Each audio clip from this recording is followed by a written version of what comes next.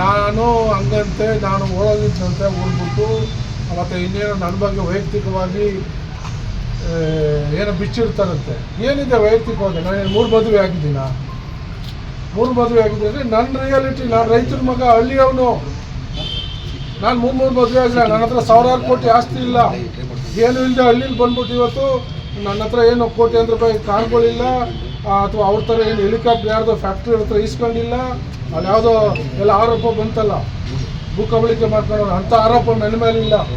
ಯಾರೋ ಮುದ್ಕಪ್ಪನಿಗೆ ಹೇಳ್ಕೊಟ್ಬಿಟ್ಟು ಹೇಳಿಸ್ತಾವ್ರಲ್ಲಿ. ಅಯ್ಯಪ್ಪನಿಗೆ ಏನು 2 ಪ್ಯಾಕೆಟ್ ಕೊಟ್ಟವ್ರು, ಏನು ಕೊಟ್ಟವರು ಹೇಳ್ಕೊಟ್ಟಿದ್ದು ಹೇಳ್ತಾವ್ರು. ನಮಗೇನು ಗೊತ್ತಿರ್ತದೆ, ಇವ್ರು ಏನು ಕೊಟ್ಟಂಗೆ ಹೇಳ್ತಾರೆ. 100ಕ್ಕೆ 100 ಕೊಟ್ಟೆ ಮಾಡಿಸ್ತಾ ಇರೋದು ನಾವು. ಇದೇ ಐಬಿಲ್ ನೀವೆಲ್ಲ ಇದ್ರಿ, ಸಚಿವರು ಬಂದರು, ಈ ಜಿಲ್ಲಾಧಿಕಾರಿಗಳು ಬಂದರು, CO SP ಎಲ್ಲ ಇದ್ದರು, ನಾನು ಕೂಡ ಇದ್ದೆ.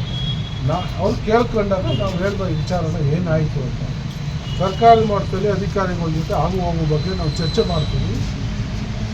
ಏನು ಬರ್ತದೆ ನೋಡೋಣ. ನೀವು ಕೋರ್ಟಲ್ಲೂ ಹಾಕೊಂಡಿದ್ದಾರೆ, ಕೋರ್ಟಲ್ಲಿ ನಿಮ್ಮ ಪ್ರಯತ್ನ ಮಾಡಿ ನಮ್ಮ ಸರ್ಕಾರದಿಂದ ಏನೋ ಮಾಡಲಿಕ್ಕೆ ಅವಕಾಶ ಇದ್ದರೆ ಚರ್ಚೆ ಮಾಡಿ ತಿಳಿಸ್ತೀವಿ ಅಂತ ಹೇಳಿದ್ದಾರೆ ಸಚಿವರು. ಈಗ ಇಲಾಖೆ ವತಿಯಿಂದ ವಿದೇಶಕ್ಕೆ ಪ್ರವಾಸಕ್ಕೆಲ್ಲ ಹೋಗಿದ್ದಾರೆ. ಇನ್ನೊಂದು 3 days ಅಂತ ಬರ್ತಾರೆ.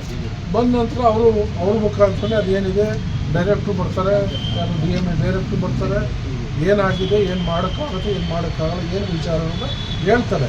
ಅಷ್ಟಕ್ಕೆ ಇವರು ತಾಳ್ಮೆ ಇಲ್ಲದೇ ಕರ್ಕೊಬಂದು ಪಾದಯಾತ್ರೆ ಮಾಡ್ತಾರೆ ಅಂತ. ಇದನ್ನು ಮಾಡಲಿ ಸರ್. ಅಂದರೆ